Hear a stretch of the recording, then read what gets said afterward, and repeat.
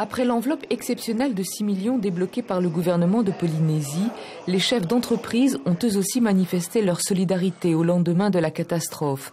En quelques jours, ils ont déjà réuni plus de 800 000 francs auprès de leurs adhérents et en attendent encore davantage. Ce qui fait chaud au cœur, c'est de voir que nous avions mis la proposition à hauteur de 100 € et en fait on a des aides qui sont bien supérieures à ça, donc les gens ont compris que s'ils pouvaient donner plus, ils le faisaient. On sait très bien qu'un outil de production qui est au tapis, quand on le voit avec les toits arrachés, les machines renversées, c'est aussi une problématique sociale derrière, c'est des familles, des travaux, des chômages techniques, donc l'aide elle sera diverse. Il ne s'agit pas de remplacer de la force publique, c'est pas l'objectif, mais d'être tout de suite présent pour une première aide financière quand il y en a besoin et sur tous les secteurs concernés.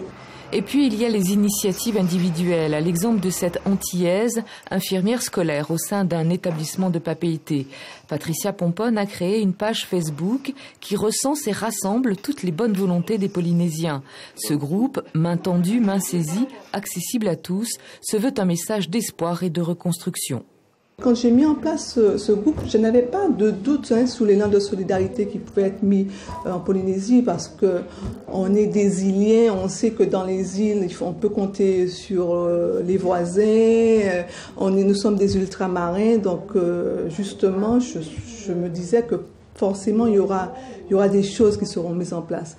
10 000 kilomètres et un hémisphère séparent Saint-Martin et Saint-Barth de la Polynésie et pourtant la solidarité aussi s'est organisée à Tahiti. L'île n'est pas à l'abri d'être touchée un jour par un cyclone aussi puissant qu'Irma.